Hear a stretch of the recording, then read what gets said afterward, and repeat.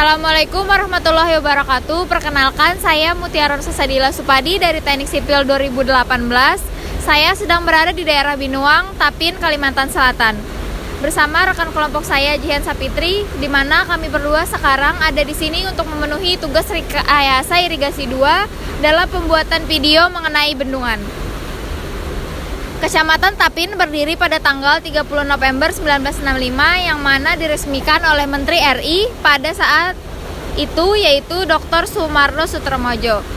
Binuang merupakan salah satu nama kecamatan di Kabupaten Tapin. Kecamatan Binuang sendiri memiliki 8 kampung dan 3 kelurahan, yang dimana bendung ini terletak di daerah Tungkap Binuang. Dilihat dari bangunan bendung ini sendiri, bangunan ini bukan bangunan bendung baru, melainkan bangunan bendung yang sudah bertahun-tahun lamanya. Bendung ini sendiri dipergunakan untuk meninggikan muka air di sungai sampai pada ketinggian yang diperlukan agar air dapat mengalirkan ke saluran irigasi di petak tersier. Selain itu, bendung di daerah ini juga kadang dipergunakan untuk wisata warga setempat. Untuk kondisi bangunan terkini, terlihat bangunan masih cukup kokoh dan masih sangat berfungsi. Hanya saja tidak terlihat pemeliharaan untuk bendung ini, karena bisa kita lihat sendiri bendung ini nampak berlumut dan terdapat tanaman liar di sekitarnya. Saya akan menjelaskan sedikit untuk bagian-bagian bendung itu sendiri. 1. Bagian tubuh bendung, yaitu struktur utama yang berfungsi untuk membendung laju aliran sungai dan menekan tinggi muka air sungai dari elevasi awal. Bagian tubuh bendung ini terbuat dari pasangan batu kali beton pada umumnya, dan tubuh bendung ini dibuat melintang pada aliran sungai, dan ini dia tubuh bendung pada bendung Binuang. Ya, sekarang kita di lokasi untuk bangunan yang kedua, yaitu pintu air, di mana pintu ini berfungsi untuk mengatur, membuka, dan menutup aliran di saluran baik yang terbuka maupun yang tertutup. Di dalam pintu air ada pula pintu pengambilan, berfungsi untuk membuka dan menutup pintu air. Pada bagian pintu air ada juga pintu pengambilan atau intake, yang dimana pintu ini berfungsi untuk mengatur banyaknya air yang masuk ke saluran irigasi dan mencegah masuknya benda-benda padat dan kasar ke dalam saluran. Berikut pintu pengambilan, yang biasanya tempat pengambilan bisa terdiri dari 2 buah, yaitu kanan dan kiri. Namun bisa juga hanya sebuah, tergantung dari letak daerah yang akan diairi. Untuk bendung Binuang sendiri, tempat pengambilan terdiri dari 1 buah pintu, yaitu yang ada di sebelah kanan. Perkenalkan, nama saya Jihan Sapitri. Saya di sini akan melanjutkan penjelasan dari teman saya tadi. Di sini saya akan menjelaskan tentang kolam peredam energi, yaitu bagian bendung yang dibuat untuk menahan laju air yang cukup deras pada palung dan sodetan. Bangunan ini dibuat untuk mengurangi potensi gerusan setempat yang dibuat dengan bentuk hidrolis dari kolam peredam energi. Bangunan ini merupakan perpaduan antara penampang miring, penampang lengkung, dan penampang lurus. Untuk bendungan Binuang ini, penampang merupakan penampang miring yang dapat terlihat jelas di belakang saya ini.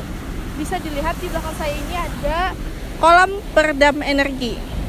Untuk bangunan penunjang bendung berikutnya itu ada jaringan irigasi, yaitu saluran, bangunan, dan bangunan peningkatnya yang merupakan satu kesatuan yang diperlukan untuk penyediaan, pembagian, pemberian, penggunaan, serta pembuangan air irigasi. Ada 3 macam jaringan irigasi, yaitu jaringan irigasi primer, yang mana itu adalah bagian dari jaringan irigasi yang terdiri dari bangunan utama, saluran induk, saluran pembuangan, bangunan bagi sadap, dan bangunan pelengkapnya.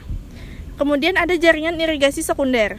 Bagian dari jaringan irigasi yang terdiri dari saluran sekunder, saluran pembuangan, bangunan bagi sadap, dan bangunan pelengkapnya.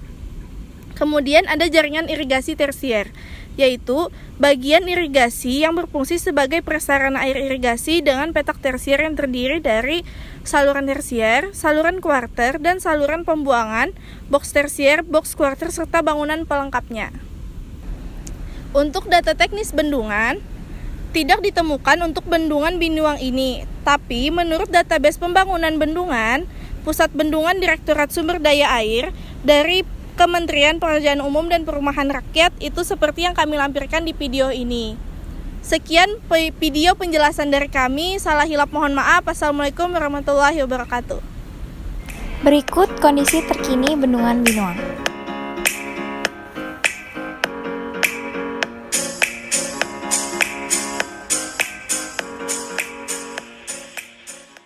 Serta kondisi sekitar di Bendungan Binuang.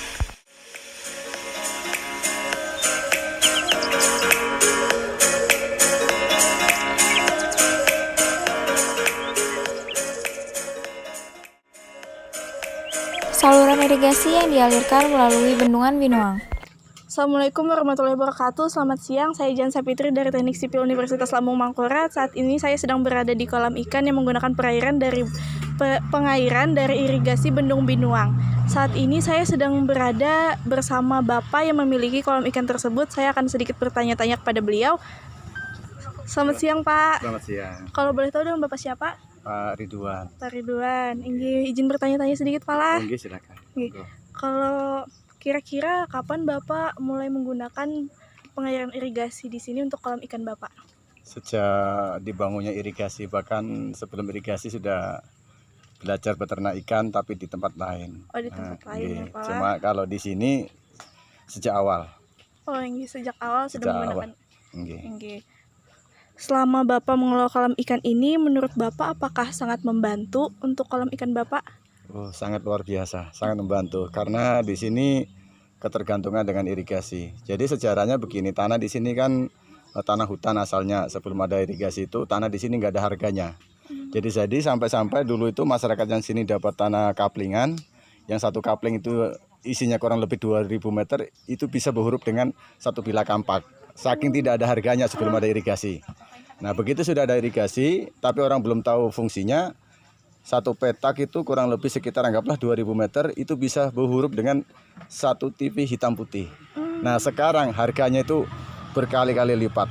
Nah, karena apa? Hidupnya air irigasi ini.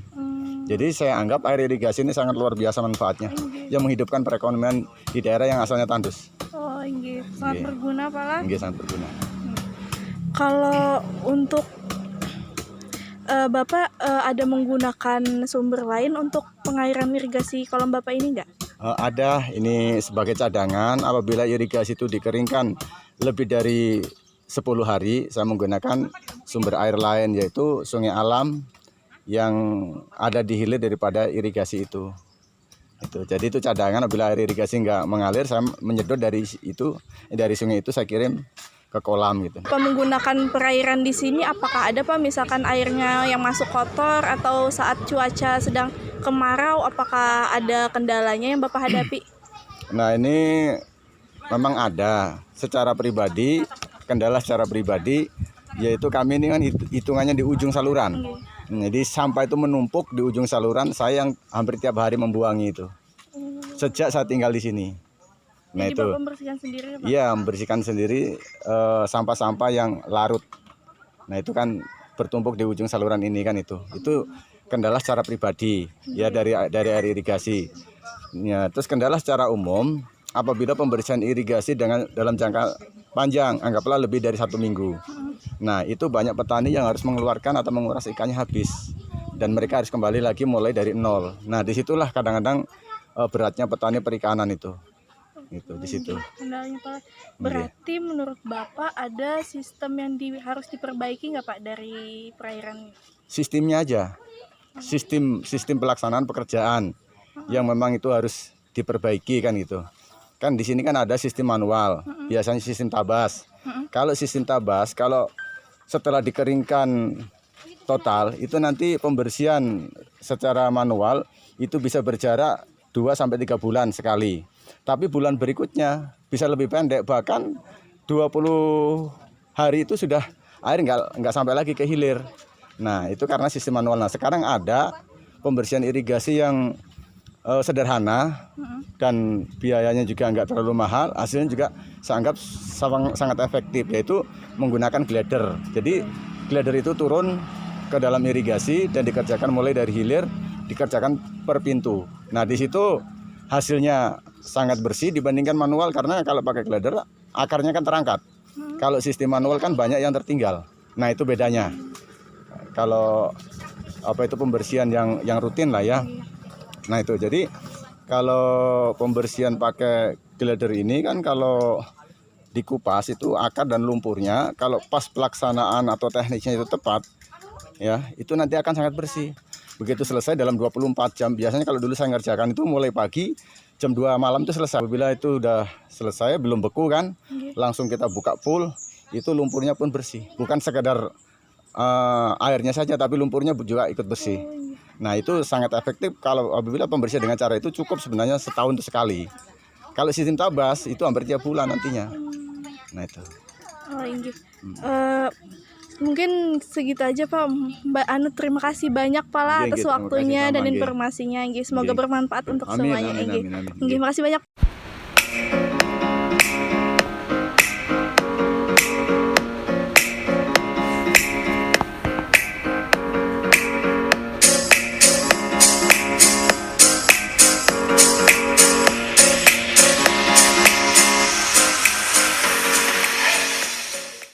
Baik, berikut tadi informasi yang kami dapatkan dari pemilik kolam ikan yang menggunakan perairan irigasi dari Bendung Binuang.